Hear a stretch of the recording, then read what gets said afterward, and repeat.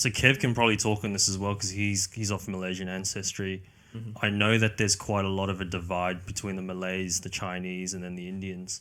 Yep. Did you experience much of that sort of segregation or division growing up? I guess everyone probably experiences it at least once or twice growing up, but maybe as like kids you don't really think of it too much, especially when you're really really young. So everyone kind of gets along, but then occasionally you have like they might say something that's a bit offensive, like he's Catholic, or like when they bring up the religion thing, then it might be a bit weird. Like I remember I had this neighbor, like the neighbor, they had a daughter like same age as my sister, so they used to play with each other like every day. But then after like a couple of times, I think the parents told their daughter to not play with my sister anymore because because she's Catholic or something like that. And then how we found out was that because the girl's so young, she's innocent, so she just said, "Oh, you're Christian, I can't play with you," something like that. So that's how we kind of found out. Yeah.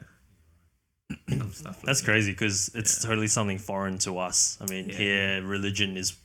I mean, we spoke about it off camera before. It's not as I said prevalent. In Australian society, so it's not rooted as heavily, I think, even in government. Like, I remember my dad telling me stories of how, like, what was it? In certain businesses, you need to hire a quota of Malays, and then universities they would have like some Chinese and Malaysians. I don't know how they set it up in classes, or they have a certain amount of intake. Yeah, Chinese. So I guess like that's the part where I was saying, like when you actually grow up, like once you get older and stuff like that, like uni, like you just kind of see like, oh, we don't have as much opportunity as like maybe Malays. Or I mean, I guess the easiest way to put it is like Malays, they benefit because of the religion thing, because it's a Muslim country.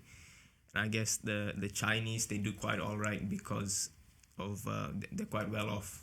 Majority, they're quite well off in Malaysia. Yep. Like their parents really set them up well, send them overseas to study. They come back, they're quite successful.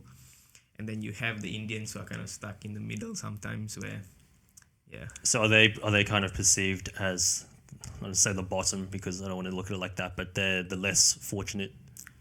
Yeah, but I guess like for all three races, they are the less fortunate. But I would say the Indians kind of get left out of a lot of things.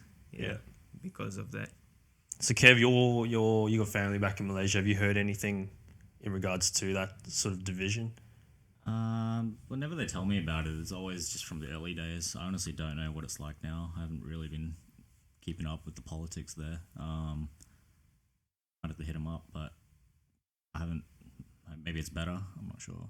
Yeah, I think it probably, like you said, it goes to when you sort of at that age when it's uni and starting your career and things like that. The opportunities maybe aren't the same across the races, which is definitely. I guess opportunity wise, and another example is like, just say if you're buying a house, they have some land reserved for like the Malay people where they get it for really really cheap.